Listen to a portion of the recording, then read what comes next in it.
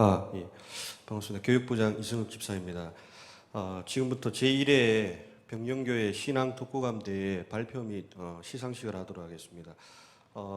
하나님의 정말 특별한 은혜와 특히 또 담임 목사님의 또 관심 속에서 저희가 독서 캠프를 한 10번 정도 진행을 했었는데 독후감 대회는 올해가 처음입니다. 그래서 과연 이 교회 내에서 책을 읽고 글을 써라 하는 게 과연 가능할까 싶었는데 놀랍게도 한 30편 정도의 글이 들어왔습니다. 수준도 되게 높고 심사하는데 굉장히 큰 어려움을 겪었습니다. 그래서 물론 뭐 우수상 있고 장려상 있는데 차이는 정말 없다라고 하는 것을 느껴 주시고요. 그다음에 아까 전에 들어오기 전에 강성우 장로님께서 저한테 우리도 한번 안 해보나 이러셔가지고 다음번에는 장로님들만 대상으로 또 한번 그렇게 한번 해보도록 그렇게 하도록 하겠습니다. 자, 먼저 시상을 먼저 하고 그다음에 발표회를 갖도록 하겠습니다. 자, 먼저 아동부부터 우리 시상을 하도록 하겠습니다. 우리 아동부 우리 최우수상 이재겸, 그다음에 우수상 강유은, 이다은 앞으로 좀 나와주세요. 자, 빨리 좀 자, 우리 이재겸부터 자, 우리 강유은, 이다은 예. 자, 앞으로 서고 우리 최우수상부터 먼저 하겠습니다. 가운데 서고 가운데가 여기다. 아니 저기 자, 목사님 보고 자 뒤로 돌고 아니 뒤로 안 들어도 되는데 이렇게 받으면 되는데. 자, 먼저 제1회 병영교회 신앙 독후감대회 아동부 최우수상 이름 이재겸 위 사람은 병영교회에서 주최한 2020년 신앙 독후감대회에 참여하 위와 같이 입상하였으므로 이 상장을 드립니다. 2020년 5월 31일 대한예수교 장로회 병영교회 교회학교 교장 유석균 목사. 예. 부상으로는 아마 제일 좋은 상품권이니까 예. 상당한 금액의 상품권입니다. 예, 박수 한번 주시고요. 예. 그다음에 우리 우수상 강유은 요원이 예, 강유은 예, 내용은 같습니다. 자.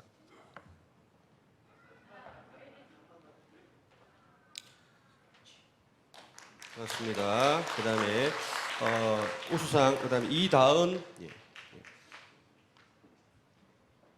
반갑습니다. 자, 차렷 목사님께 경례 예. 자, 뒤로 돌아서 우리 성도님께 차렷 경례 예, 들어가시고요. 자, 예, 들어가시면 됩니다.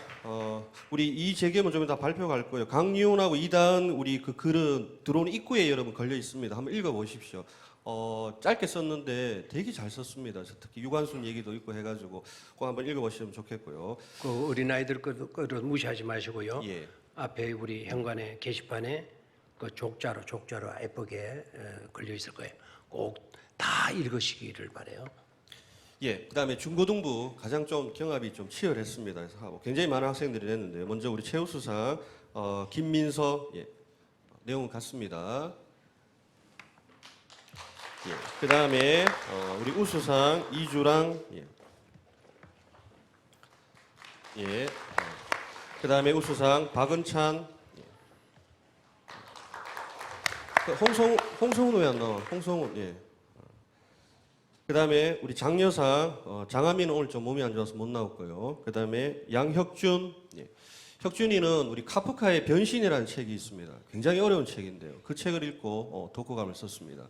자, 우리 양혁준 예. 그다음에 이재른 내용 같습니다. 그다음에 홍성훈 예. 우리 재른이와 성훈이는 카라마조프 형제들을 읽고 썼는데 워낙 쟁쟁한 사람들이 많아가 좀 밀렸는데 한번 읽어보십시오. 되게 잘 썼습니다. 자, 차렷 경례 예. 그다음에 자, 뒤로 돌고 자, 차렷 경례 예, 고맙습니다. 예. 자, 예. 그다음에 일반부 우리 성도님들 굉장히 많은 참석을 해주셨는데 우리 일반부 시상을 하도록 하겠습니다. 나와주시고요. 우리 최우수상에 우리 정대진 집사님, 그 다음에 우수상에 이준희 집사님, 권태순 권사님, 그다음에 장려상에 우리 김호동 장로님, 이용남 권사님, 김윤수 권사님, 빨리 좀 나와주십시오. 오늘 좀 할 게 많습니다. 예, 자,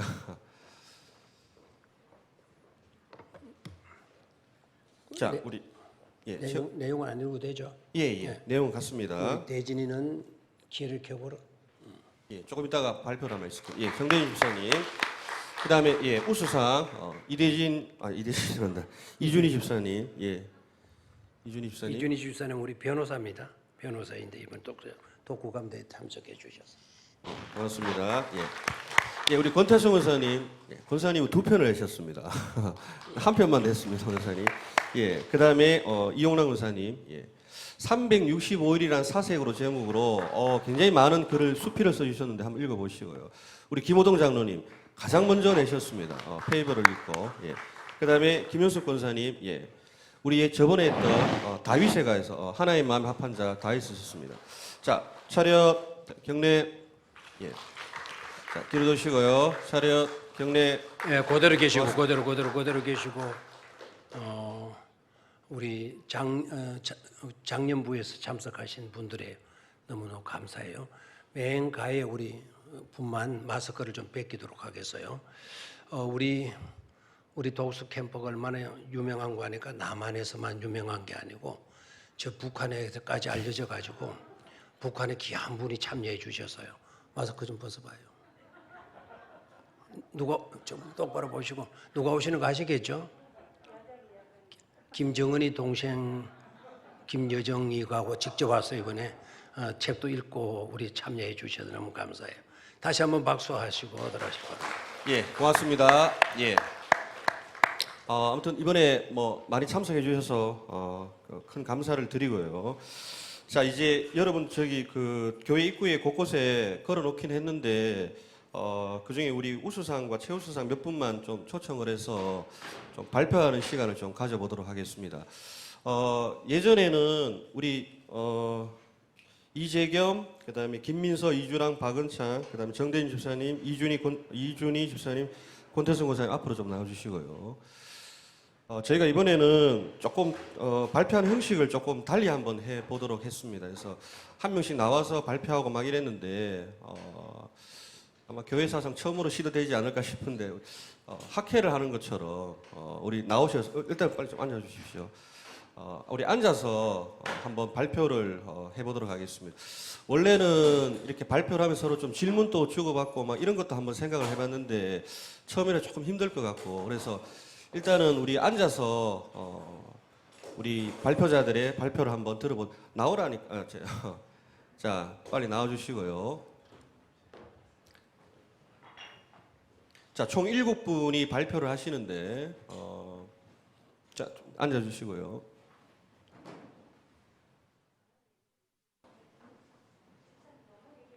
아니 아무 데나 앉으시면 됩니다. 예, 일단 아무 데나 앉으시고요. 예. 집사님이 앉으시고 자 제일 먼저 우리 발표를 할 거는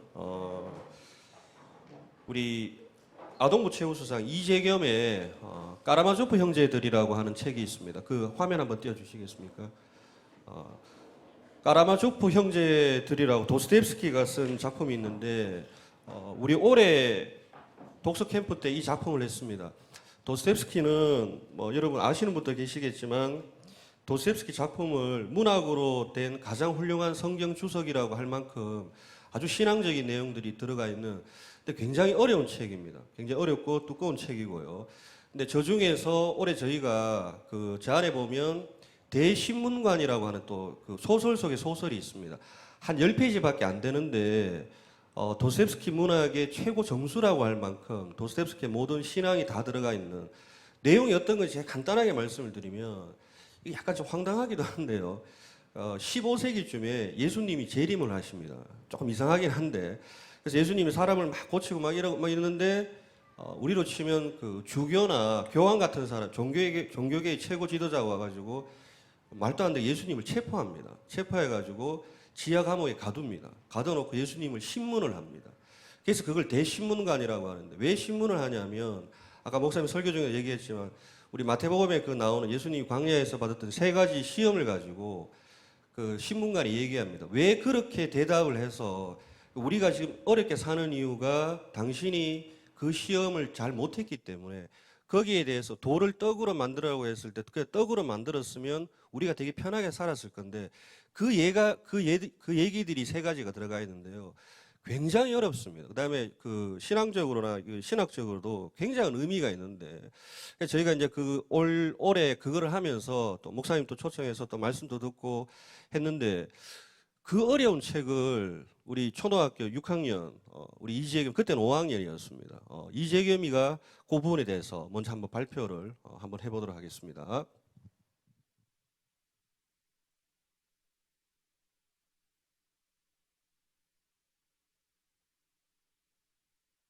안녕하세요. 저는 아동부의 이재겸이라고 합니다.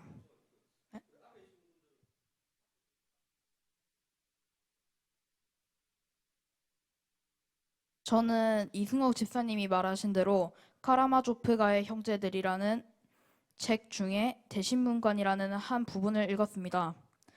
저는 그 부분을 가지고 이번 독후감 대회에 자유 없는 행복, 고통받는 자유라는 제목으로 독후감을 냈습니다.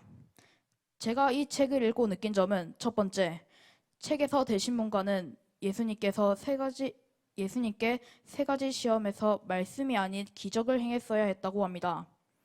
저도 예수님께서 기적을 더 많이 행하셨다면 사람들이 하나님을 더 잘 믿지 않았을까 하는 생각을 가졌습니다.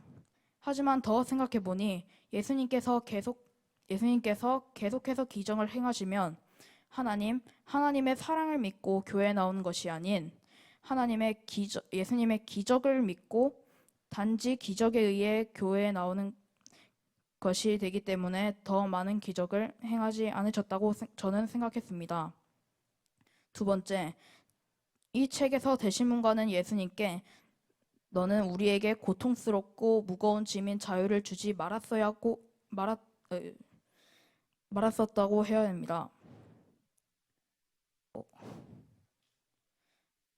자유 없는 행복과 고통받는 자유, 저는 이것에 대해 생각해 보았습니다.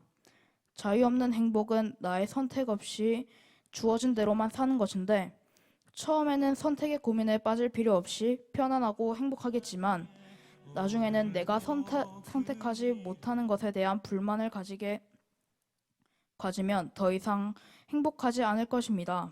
반대로 고통받는 자유는 선택의 길에서는 고민하며 고통스러울 수 있겠지만 선택의 길 끝에서는 내가 선택한 것에 대해 행복함을 느낄 것입니다.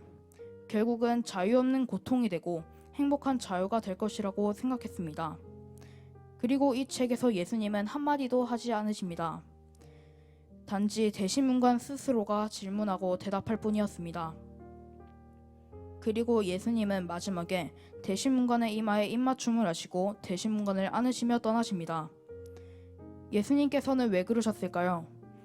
저는 대신문관이 예수님을 신문하는 모습조차도 사랑하셨기 때문이라고 생각합니다. 예수님은 예수님께서 하신 일에 대해 의심하는 대신문관과 비슷한 우리를 용서하여 주셨고 있는 모습 그대로를 사랑하여 주시는 것을 깨달았습니다. 감사합니다.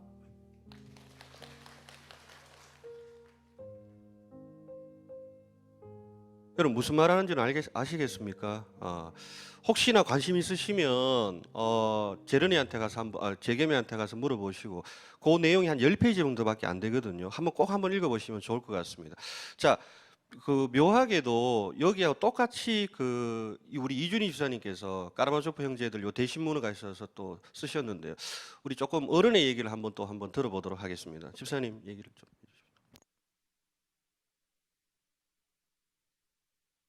안녕하세요. 저는 방금 발표한 책이나 똑같은 책 까라마조프 형제들이라는 책을 읽었는데요. 그 책을 읽고서 느낀 바를 말씀 올리도록 하겠습니다. 우리 교회 성도들 가운데 러시아의 대문호 도스토옙스키의 이름이나 그의 대표자 까라마조프가의 형제들이라는 책 이름을 한 번쯤 들어보지 않은 분은 없으실 것입니다. 저 역시 작가와 작품은 익히 알고 있었는데 부끄럽게도 정작 작품을 읽어보지는 못하고 있었습니다. 그러던 중 우리 교회의 자랑인 동계 독서 캠프 프로그램을 통해서 올해 초에 비로소 이 작품을 읽을 기회를 갖게 되었습니다. 1000페이지가 넘는 작품의 볼륨 때문에 부득이 교회 프로그램으로 다루어진 텍스트에서는 제1부, 제5편, 제5항의 일부로 들어가 있는 대신문관에 한정되어서 책이 소개가 되었는데, 당연하게도 이 책의 진위와 진가는 처음부터 에필로그까지 총 13편으로 구성된 소설 전체를 읽을 때 더 풍부하게 누려질 수 있습니다. 우선 말하고픈 것으로 작가의 작품 자체의 후광이 너무 크기 때문에 의외로 간과되기 쉬운 것이 이 책이 갖는 소설로서의 재미입니다. 술술 읽히는 가볍고 재미있는 현대의 문학 작품들과는 결이 다소 다르지만 카라마조프가의 형제들은 등장인물들의 매력과 그들의 이야기를 읽는 즐거움이 결코 그 현대소설들에 비해서 모자라지 않습니다.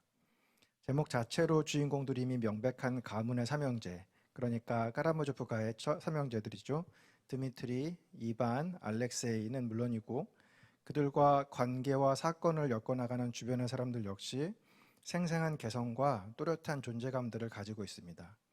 언제 폭발해서 부셔버려 버릴지 몰라서 읽는 이를 긴장하고 불안하게 만드는 드미트리와 냉소적이고 합리적인 관조자 이반, 그리고 이것마저 작가의 의도이겠지만 선한 상품과 신실한 마음으로 감정을 이입하게 만드는 막내 알렉세이는 물론이고 허구의 인물인 줄 알면서도 경외감을 품게 만드는 조시마 장로님, 이성으로서의 매력이 넘치는 카체리나와 그르시엔카 등 소설지면 하나하나로 생명력을 부여받은 무수한 등장인물들은 어느 한 명 허투루 이야기 속에서 지나가는 법이 없습니다. 이들과 함께 웃고 울고 분노하고 탄식하다 보면 어느새 이야기가 끝날 만큼 이 책은 이야기로서 재미있습니다. 소설이 가진 모든 매력과 깊이에 더하여서 개인적으로 많은 흥미를 가지고 집중해서 읽었던 부분은 제2부 중반에서 시작되어서 소설의 끝까지 이어지는 표드로 파블로비치 살해 사건과 관련된 당시 제정 러시아의 형사사법 절차였습니다. 장남인 드미트리가 지금의 우리 법으로 치면 존속 살해 혐의로 체포되어서 구속수사를 받고 기소가 되어서 재판을 거쳐서 유죄 판결이 확정되기까지 아주 자세하게 묘사를 하고 있는데요. 이 자세한 묘사는 뜻밖에도 아주 정교하고 체계적으로 진행되었던 당시 러시아의 형사사법 제도를 배우는데 자극과 도움이 되었습니다. 증거와 증인에 의한 기소와 배심 제도에 의한 형사재판, 그리고 피고인을 대신해 변론하는 변호사의 역할까지 소설을 읽고 있으면 마치 실제 사건 기록을 읽고 있는 것 같은 느낌이 들 만큼 상세했고, 마치 지금으로 치면 미국의 유명한 법정 소설가들인 존 그리샴이나 마이클 코넬리의 소설 작품들을 읽고 있는 것 같은 착각이 들 만큼 개인적으로 무척 재미있었습니다. 이 부분 말고도 시간상 다 나누지 못하는 보석과 같은 생각과 이야기들이 소설 속에 많이 있습니다. 다른 성도님들도 기회가 되신다면 이 작품을 지적인 도전 정신을 가지고 한번 완독하시고 그 유익을 함께 누리실 수 있으면 좋겠습니다. 이상입니다. 예, 정말 여러분 잠 안 오시고 이러면 이게 1000페이지 정도 되거든요. 3권 정도인데 꼭 한번 읽어보실 만한 정말 좋은 책입니다. 자, 그 다음에 우리 세 번째로 우리 이주란 학생이 삼국지를 발표를 할 텐데요. 그럼 이제 우리가 교회에서 하는데 삼국지하고 우리하고 신앙하고 무슨 상관이 있을까?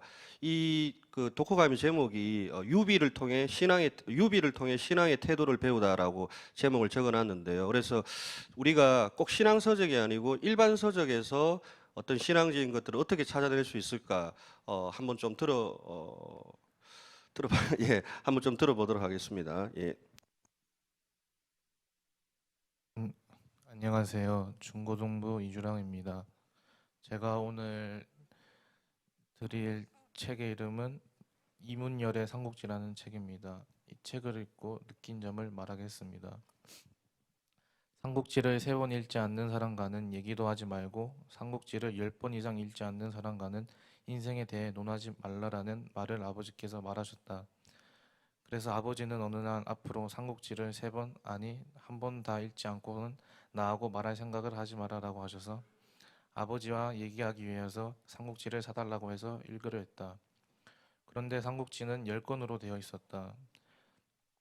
처음에는 아버지가 나하고 얘기하기 싫어서 이런 방식을 정했나 싶었는데 삼국지를 읽다 보니까 아버지가 왜 이런 말을 했는지 알 것 같았다. 처음에는 좀 지루하고 어려웠다. 한자로 된 모르는 말도 많았고 어려운 말도 많았다. 그래서 책을 읽다가 아버지에게 물어보니까 삼국지를 다 읽기 전에는 나한테 말 걸지 말라라고 하였다. 그래서 모르는 단어가 나오면 네이버를 찾아보기도 했고 그냥 넘어가기도 하였다. 몰라서 어렵기도 했지만 읽다 보니 점점 재미가 있었다. 삼국지에 많은 사람들이 나오고 많은 사건들이 나오고 많은 재미있는 이야기가 있지만 나는 삼국지의 주인공인 유비를 보면서 교회 다니는 내가 가져야 할 태도를 대해 생각해보게 됐다. 그 중에서 유비의 유명한 일화에 많은 감동을 받았다. 어느 날 유비가 강을 건너게 될 때의 이야기다. 저 멀리 노인이 유비를 불러 자기도 강을 건너가야 되는데 몸이 힘들어서 움직일 수 없으니 자신을 업고 건너갈 수 있게 해달라고 얘기를 한다. 그런데 그 노인의 말투는 부탁하는 사람의 말이 아닌 매우 불친절하고 거칠게 말하였다. 그런데 유비는 아무 말 없이 노인을 업고 강을 건너갔는데 이 노인이 자신의 지팡이를 놓고 왔다고 다시 강을 건너서 지팡이를 갖고 오라고 또 거칠게 말하였다. 그 말을 들은 유비는 그냥 갈까 하다가 이왕 남을 도와주는 것 끝까지 돕자 하는 마음으로 강을 건너서 지팡이를 다시 가져다 주었다. 그러자 노인은 유비를 이상하게 여기면서 왜 나를 2번이나 도와주었냐고 물었다.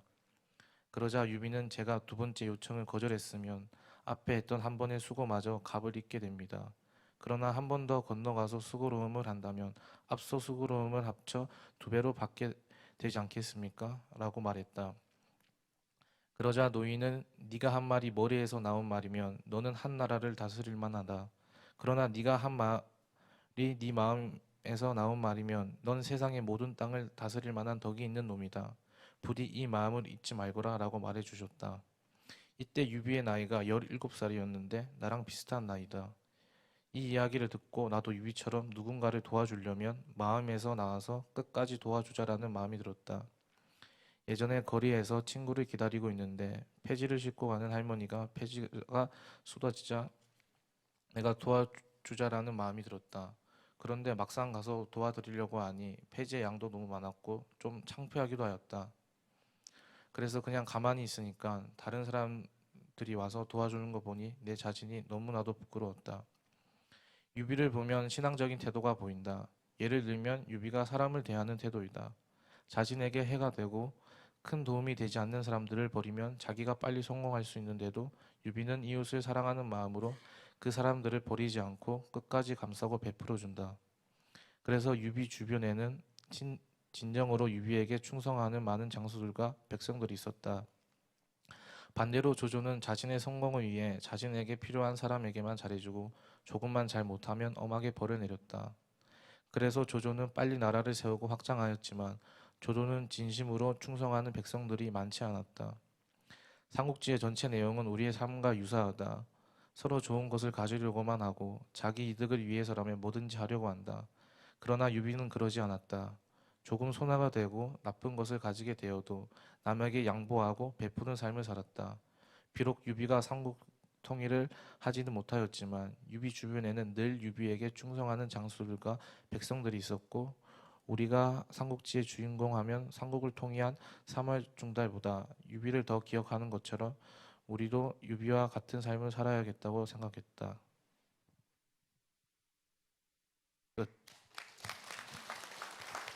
예, 고맙습니다. 자, 그 다음에 우리 우리 중고등부 최우수상 김민서가 한 우리 그 페이버를 하는데요.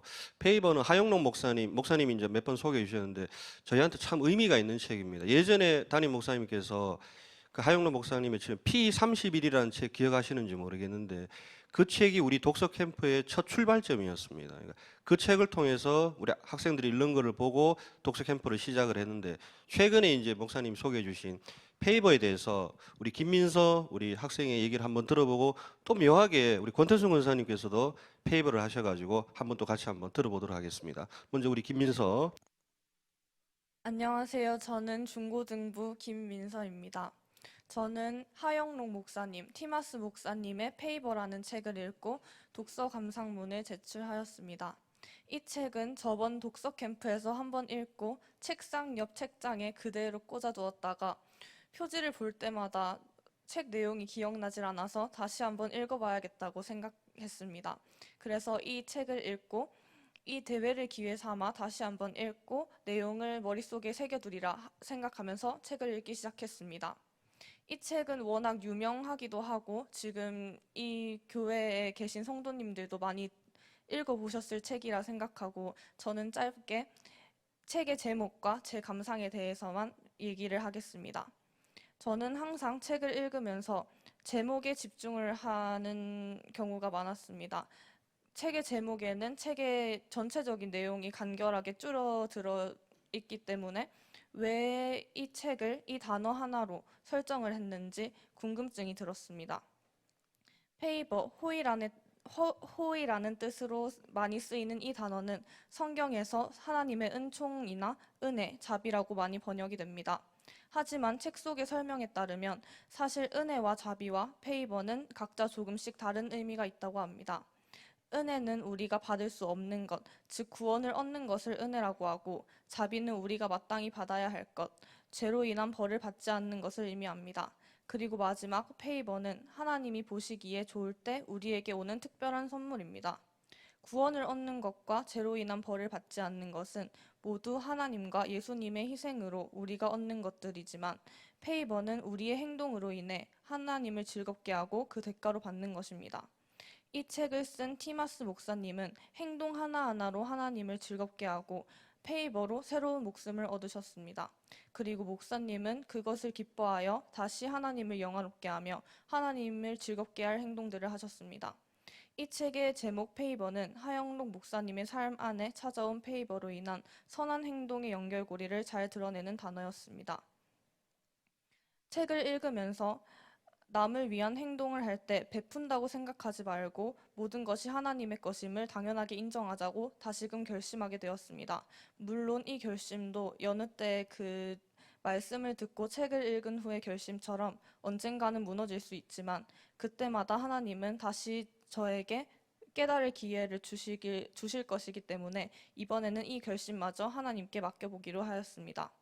욕심을 버리고 하나님께 의지하는 삶, 모든 것이 하나님의 능력임을 알고 행동하는 것이 하나님이 보시기에 좋은 삶이고 하나님의 눈에 좋게 보이는 사람의 행동이 아닐까 생각을 했습니다.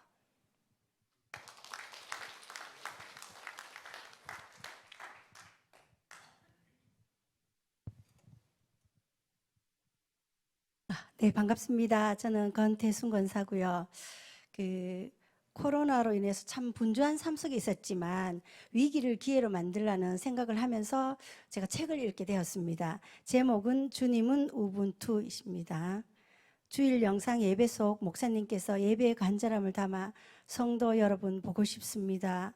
외로움은 다른 것으로 채울 수 있지만 그리운 건 꼭 그 사람이라야 한다며 그 사람이 병령 가족에게 그립다고 하셨다.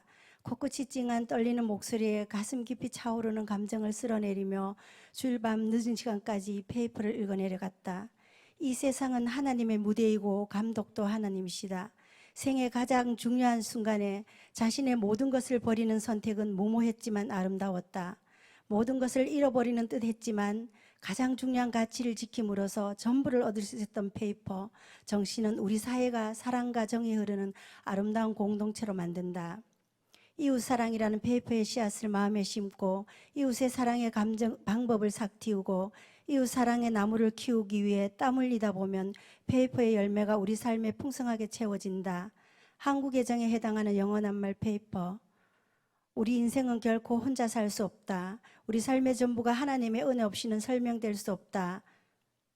명문대 졸업장, 유명회사 중력, 부모님이 하나님 나라에 드렸던 헌신, 어릴 때부터 중보의 기도를 받고 자란 사람, 오직 누구인지 어디에 사는지 모르는 완벽한 타인의 심장만이 그를 살릴 수 있었고, 아니 누군가가 죽어야만 살 수 있었던 그 사람 하영록.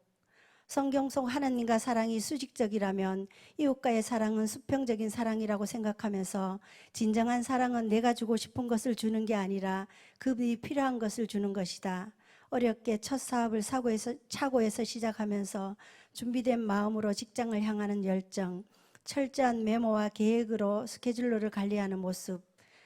바인더의 힘이라는 책을 제가 접하면서 전문적 체계적으로 계획된 스케줄러가 남과 다른 성공의 삶을 기록한다고 생각하면서 저 역시 메모는 사고를 재조직하기에 저 또한 크고 작은 하루 일과를 메모하면서 실행된 것 하나를 지우고 또 미실행된 것을 또다시 기록하곤 했습니다. 사람은 이 땅에 사는 동안 관계성을 무시할 수 없지만 수많은 만남 속에 누구를 만나느냐가 정말 중요한 것이다. 저자가 만난 이웃이자 2만 달러의 자신의 전 재산을 기꺼이 건네는 따뜻한 마음의 친구인 데이비드 베노코 린다 부부. 죽음의 문턱에서 다시 살아난 그 사람한테 희생을 걸기로 했어. 그 사람이 꼭 성공했으면 좋겠어 라고 유언을 남긴 로저 크러지어 부사장, 아름다운 관계성의 템플 대학병원장, 이 모든 연결고리를 주님께서 만들어 주신 것이다. 한국 사람이라면 누구나 정을 느껴보지 않은 사람은 없을 듯하다. 사랑보다 더 뜨거울 수도 있고 끈끈한 의리, 모든 게 용서가 되는 것, 투박한 뚝배기에서 우러나는 시식지 않은 은은함으로 오래가는 것. 그것이 한국 정서에는 정이고 미국 사람 정서에는 페이퍼라는 것이다. 우리 교회도 125년의 역사처럼 영남의 묽고 그는지기에 목회 철학도 안개꽃 묵은지 목회를 펼치시는 듯하다. 마음이 따뜻하고 정 많고 사랑 많은 우리 교회 병영교회 섬김이 감사와 축복으로 자리매김한다. 세계적인 주차 빌딩 설계를 하면서 미국인 생활 패턴을 살려 단순히 주차 공간에서 종합적인 기능으로 디자인하여 지역사회 활성화를 이룬 것처럼 새가족부를 섬기고 있는 저는 교회를 방문하는 처음 만나는 사람으로 어떤 아름다운 첫인상을 그들에게 전해야 할까? 오랜 역사처럼 든든한 말씀, 사랑이 넘치고 정이 있는 교회, 전도사님을 도와 안내, 헌금위원 등 예배의 흐름에 방해받지 않도록 겸손히 조심히 섬기려고 노력하며 처음 찾는 그분들에게 친절과 편안함이 스며들어 그 발길이 걸림돌이 아닌 디딤돌이 되기를 간절히 기도해본다. 지금 운영하는 어린이집 리더로서 끊임없는 열정으로 연구하고 노력하지만 언제나 부족함 속에 갈급하며 원명에 걸맞게 조용히 내려놓는다. 저희 원명이 예은이거든요. 예수님의 은혜. 모든 것 시작은 현관이다. 신학기 시작이 되면 현관에 가까운 교실에 배치할 선생님 배정에 고민을 한다. 각자의 성향 테스트를 해서 서로 연합할 수 있고 자신의 단점을 보완하기보다는 장점을 살릴 수 있는 곳에 업무를 분장한다. 많은 사람과 관계에서 소통이 정말 중요하다. 비즈니스의 목표는 돈이 아닌 사람이다. 당신의 삶이 우리의 비즈니스입니다. 삶이라는 글자를 가만히 풀어보면 사람이다. 목사님의 말씀에 하나의 소중함을 들었다. 99개가 있어도 하나가 없으면 완성이 아니며 71마리 양을 찾으신 주님의 마음을 본받아 나에게서 너로 우리로 함께 살아가는 공동체 속에서 인생의 비즈니스를 해야 한다. 세계적인 베스트셀러인 성경이 A4 사이즈인 것은 가장 휴대하기 편하다는 장점을 가지고 있다. 요즘은 그 편리성보다 더 편리한 태블릿 PC나 핸폰에 성경을 가지고 다닌다. 곧 길이요 진리요 생명이고 문제의 해답인 성경 속에서 우리는 답을 찾아야 한다. 그곳이 신장로이고 내비게이션인 것을. 자신의 죽음의 문턱에서 감사하는 사람, 성경적 원리로 철저한 기업 경영을 하는 사람, 평범한 삶으로 비즈니스를 드렸지만 하나님은 비범한 성공으로 들려주신다고 고백하는 사람, 그런 고백이 나의 삶이고 나의 고백이를 간절히 원하며 내 삶이 주님을 향한 비즈니스로 우분투라고 조용히 읊조리며 오늘 또 세미한 주님의 음성을 들으려고 한다. 제가 간단하게 요거만 읽어드려도 될까요? 시처럼 그냥 하나 했는데 이걸 같이 적어 주셔갖고 제가 3월이라는 거는 정말 우리가 코로나로 모두 힘들어할 때 제가 잃어버린 3월이라고 잠깐 지었는데 시작이라는 설레임이 멈춰버린다. 만남이 하염없이 기다리면 된다. 명확하지 않은 시간이 자꾸만 옥죄다. 일상의 변화로 서로의 마음을 동하지 못한다. 너와 나의 보이지 않는 거리로 평행선이 그어진다. 환경이 현실이 나를 위한 사역이 가슴속 꿈틀거린다. 모두가 염려한 현실이 명치까지 북받쳐 오른다. 봄의 향년을 노래한 봄꽃들이 숨죽이며 완연하다. 주님, 이 땅을 회복시켜 주옵소서. 처음 첫사랑 희망으로 우리를 돌려주옵소서.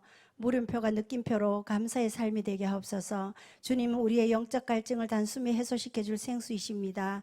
포기를 포기하지 않은 우리에게 하옵소서. 주님이 계시기에 내가 있습니다. 우분투 당신은 주님이십니다. 여행은 몸으로 하는 독서라면 이 독서는 마음으로 하는 여행이라고 생각하면서 앞으로 저희들도 우리 모두가 책을 많이 읽었으면 좋겠습니다. 예, 고맙습니다. 같은 책을 또 우리 학생과 또 우리 권사님하고 얘기하니까 좀 느낌이 조금 더 다른 것 같습니다. 예, 자, 그 다음에 우리 이제 2명이 남았는데요. 우리 중고등부 우수상 우리 박은찬 학생이 소크라테스의 변론이라고 하는 변론이라고 하는 책이 있습니다. 이 책을 읽고 독후감을 썼는데요.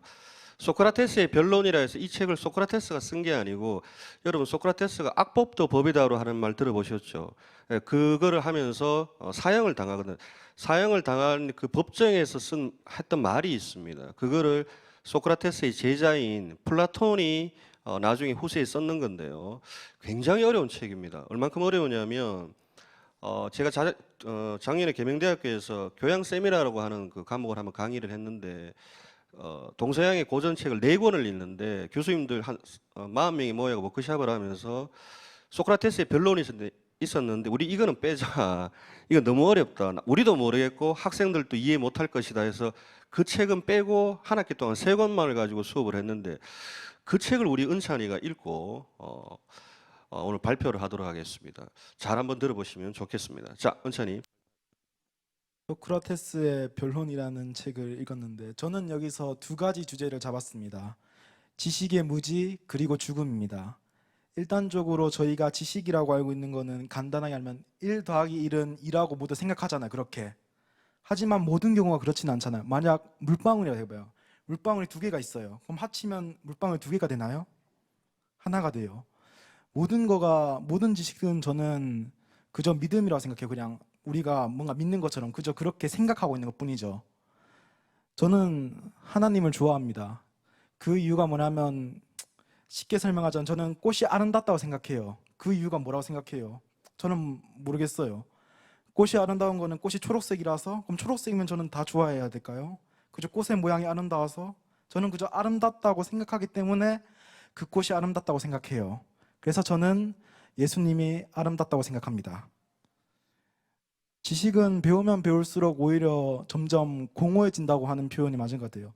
점점 보는 게 많아지면 많아질수록 점점 제가 모르는 게 조금씩 늘어가고 있습니다.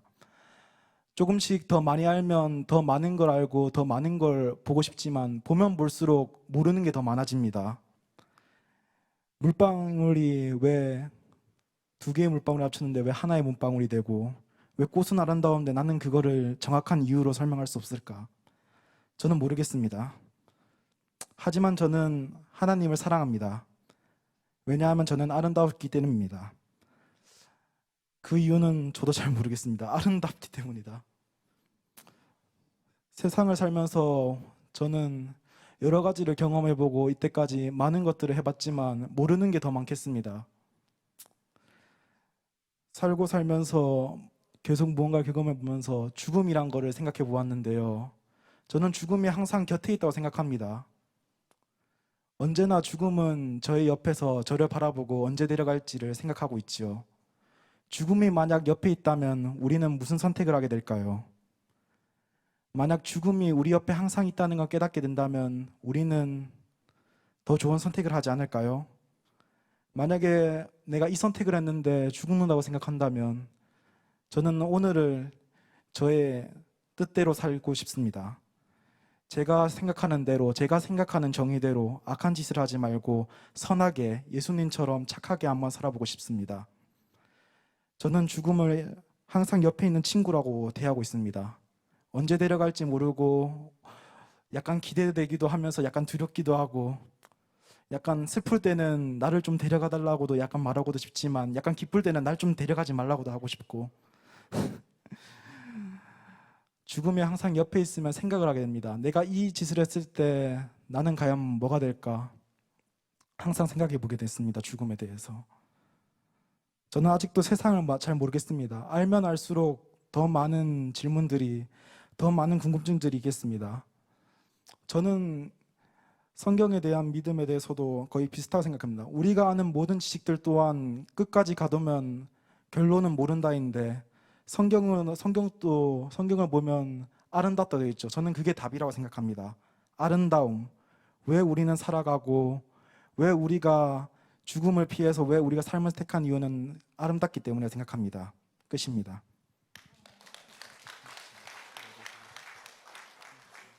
예, 여러분 무슨 말인지 아시겠습니까? 근데 사실 저 그 원고가 있는데 원고를 되게 깔끔하게 잘 썼는데 좀 자기가 좀 더 즉흥적으로 또 얘기를 좀 보탠 것 같은데 소크라테스의 죽음에 대해서 좀 얘기를 좀 했는데 우리 마지막으로 우리 일반부 최우수상을 한 우리 정대진 집사가 키에르케고르의 죽음에 이르는 병이라고 하는 책이 있습니다. 저는 이걸 잘 모릅니다. 나중에 키에르케고르는 목사님이 전공이시기 때문에 한번 말씀해 주실 건데 역시 여기에도 죽음에 관한 얘기가 있어서 우리 정대진 집사의 발표를 한번 들어보도록 하겠습니다. 안녕하십니까, 정대진 집사입니다. 제목, 이번 역은 절망역입니다. 다음 역은 죽은 역입니다. 부제, 키에르케고르의 죽음에 이르는 병을 읽고. 예배 광고 때 신앙 독후감 대회 광고를 보았다. 대학을 졸업하고 직장을 이직하면서 책을 거의 읽지 못했다. 책이 읽고 싶었지만 마음의 여유가 없었다. 그러던 와중 책을 읽을 좋은 구실이 생기는 것이다. 광고를 듣고 예배가 마치고 바로 교회 게시판으로 가서 내용을 확인했다. 떨렸다. 책을 읽을 수 있다니. 정말 좋았다. 그리고 바로 책을 빌리러 울산 도서관으로 향했다. 원래 칼 바르트를 좋아했는데 그의 책이 아닌 키에르케고르의 책을 골랐다. 왜냐하면 대학 때 키에르케고르의 책이 어려워서 읽다가 포기했는데 이번 기회에 한번 제대로 읽어보려고 키에르케고르의 책에 도전했다. 키에르케고르의 책들을 이해하려면 그의 삶에 대한 이해가 필수적이다. 1813년 덴마크는 역사상 가장 가난했던 시대이다. 키에르케고르는 그때 코펜하겐에서 부유한 가정에서 7남매 중 막내로 태어났다. 그는 코펜하겐 대학에서 아버지의 희망에 따라 신학을 공부했다. 관심은 신학에서 문학, 그리고 철학으로 옮겨갔다. 이 책은 키에르케고르의 기독교적 사상관을 말하는 대표적인 작품이다. 1부와 2부로 나누어져 있고 1부는 절망의 개념에 대해서 기술되어 있으며 2부는 이 절망과 죄에 대한 연관성, 유사성, 동일성에 대해서 말하고 있다. 책을 읽으면서 계속 맴돌았던 생각은 키에르케고르는 인간의 감정 중에서 하필이면 왜 절망을 다루었을까 하는 생각이었다. 아직도 이 책을 완전하게 이해하지는 못했지만 인간의 가장 무서운 정신 상태인 절망을 통해서 키에르케고르가 신앙의 아주 중요한 본질을 우리에게 주고 있는 것이라고 생각이 들어 읽으면서 참 많은 은혜가 되었다. 키에르케고르는 절망을 병으로 규정하면서 인간과 동물의 차이를 말하며 인간은 동물보다 우월하다는 논리로 기독교인과 세상 사람을 대조한다. 모든 인간은 절망의 병에 걸린다. 그러나 이 절망의 병을 제대로 인식할 수 있는 것은 기독교인 뿐이다. 이것이 기독교인이 세상 사람보다 뛰어난 점이다. 이 책은 죽음에 대해 육체적인 죽음과 영원한 죽음 두 가지가 있다고 기술한다. 이 책은 영원한 죽음에 주안점을 두고 있다. 죽음은 아무도 체험할 수 없는 것이지만 현실적이다. 죽음이 최대의 위험일 때 인간은 더욱더 삶을 원한다. 그러나 그 죽음이 희망이 될 정도로 위험이 증대될 때에는 절망은 모든 희망을 잃게 한다. 이런 의미에서 절망은 죽음에 이르는 병이다. 그러나 키에르케고르는 절망은 결코 기독교인을 죽일 수 없다라고 단언한다. 키에르케고르는 세상 사람과 기독교인의 관계를 마치 어린아이와 어른과의 관계라고 말한다. 어린아이가 두려워하는 것을 어른은 아무렇지 않게 생각한다. 정말 두려워할 것을 알지 못하는 것이 어린아이의 미숙한 점이다. 그리하여 어린아이는 두려워하지 않아도 될 것을 두려워한다. 기독교인은 두려워해야 할 것을 두려워함을 배움으로써 세상 사람이 모르는 용기를 얻는다. 그래서 나는 이 절망이랑 병으로부터 벗어날 수 있음을 아는 것이 기독교인의 최고의 행복이 아닐까 하는 생각이 들었다. 코로나19로 인해 우리의 삶이 정말 절망적인 상황에 이른 것 같이 여겨질 때가 있었다. 특히 교회 건물에 모여 예배를 드리고 교제하지 못하는 시간이 길어질 때 절망적이라는 생각도 하였다. 그러나 내가 가진 이러한 절망이라는 생각은 키에르케고르의 표현에 의하면 정말 절망하지 않아도 되는데 절망하는 어린아이와 같다라는 생각이 들었다. 이러한 상황 속에서 절망을 이기는 하나님의 음성에 귀를 기울이면서 그동안 예배에 대한 소중함과 감사함, 그리고 우리 교회에 대한 소중함과 성도의 교제가 얼마나 신앙생활에서 중요한지 느끼게 하는 감사의 시간이 되었다. 나 또한 죽음을 경험하게 될 것이다. 오늘 출근하면서 죽음에 한 발 더 가까이 다가갈 것이다. 그러나 내가 오늘 퇴근을 하고 집에 가서 쉼을 가지듯이 나의 죽음은 천국에서 가질 영원한 삶으로 가는 길 중 하나의 사건일 뿐이다. 나의 삶은 나의 계획대로 되지 않을 것이다. 그것으로 인해 나는 절망하고 그 절망의 연속과 끝은 결국 죽음일 것이다.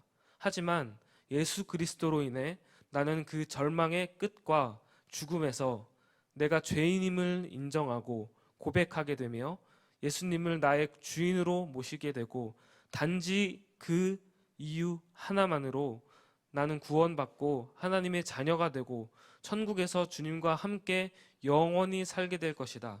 그래서 나는 오늘도 죽음으로 가는 나의 여행에 찬송을 부르며 행복하게 걸어가려 한다.